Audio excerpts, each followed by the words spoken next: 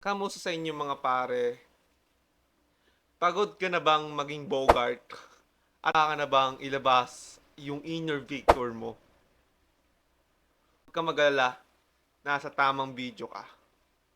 Dahil ngayon, babalik natin ng misteryosong mundo ng mewing. At ngayon, ipapakita ko sa inyo kung paano mag-mewing ng tama. Ito si Bogart.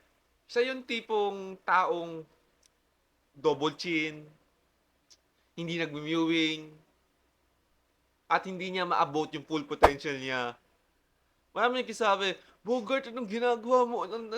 Anong ginagawa mo, Bogart? Bakit lagi ka double chin? Si Bogart hindi makakuha. Si Bogart yung tipong laging na-friend zone. Si Bogart yung hindi lagi naka-crash back. Si Bogart yung laging nakatungo. Si Bogart yung tipong kain ng kain. At mouth breather. Biglang dumating si Victor. Si Victor, yung taong laging nagmumewing, at lahat na nagugustuhan niya ay nakukuha niya. Siya yung, at si Victor yung charismatic na taong pwede mo makilala. At napakaganda ng jawline niya, structure ng mukha niya, ang tipong 10/10 at lahat ng crush niya ay nakukuha niya. Yung tipong siya na yung mismo pinagpipilahan ng mga tao. Let me tell you a story. Way back noong 2019, ako yung tipong taong hindi nagmi-mewing. Ako yung tipong taong nawalan ng tiwala sa sarili. Yung akala ko na, yung napatanong na lang ako sa sarili ko na, pogi ba talaga ako? Attractive ba talaga ako? At one time, habang nag-scroll ako sa YouTube, kasi uso na yung mga shorts dun eh. So, yun, nag-scroll ako sa YouTube. And then may nakita akong transformation, Giga Chad. And unang tumatak talaga sa isip ko nung napanood ko sa shorts is mewing. So ako, na-curious ako, ano ba yung mewing? Punta ako ngayon sa YouTube or sa Google, sinearch ko, what is mewing?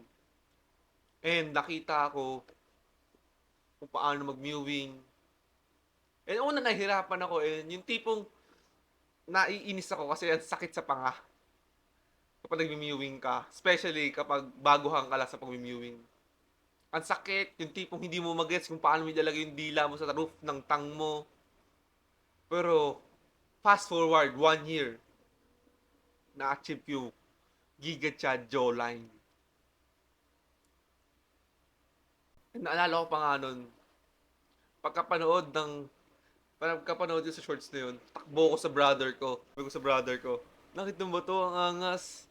Naging Giga Chad siya, ang ganda ng jawline niya. Overall. And kami ng brother ko, ginawa namin. Ginawa namin step by step. And fast forward, na-achieve namin yung gusto namin ma-achieve. Okay, marami nagsasabi, paano ba mag-mewing? So ngayon, tuturuan ko kayo step by step. Okay, first of all, what is mewing? Yung mewing is yung literal, kasi kumbaga, sa posture ng tao is may proper posture tayo, di ba? Kailangan naka-straight body posture ka, di ba? Para hindi ka maging kuba or para maging matangkad ka tignan. Etong Mew ito especially sa mga celebrity, ginagawa nila to kasi mas lumalabas yung structure or yung jawline nila. Marami rin nagsasabi na genetic to, pero ako hindi ako naniniwala doon na di ka binayaan sa genetics, hindi ka na magkakaroon ng jawline. Hoy, hindi ganun yun. Hindi ganun yun, okay? Basta pag nag-mewing ka, is pwede ka magkaroon ng magandang jawline. So, paano ba mag-mewing? Okay, ang mewing is itong dila mo, ilalagay mo sa root ng tang mo. Yan. Let's say sabihin nyo N. Okay? N. Okay? Then pagka N nyo, N. Mm, alang dila nyo, diba N, yung tip ng dila mo ilalagay mo sa taas, pero iwasan yung ma-push ng dila nyo yung ngipin nyo kasi in the future, pwedeng maapektuhan yung ngipin nyo yan. Pwedeng palabas yung ngipin nyo. Kaya, as soon as possible, kailangan yung dila nyo, yung tip ng dila nyo is nasa taas lang, hindi dadagis ang ngipin, okay? And tapos unti-unti mo ilapat lahat sa taas ng dila mo. And hmm, kita nyo? Yan.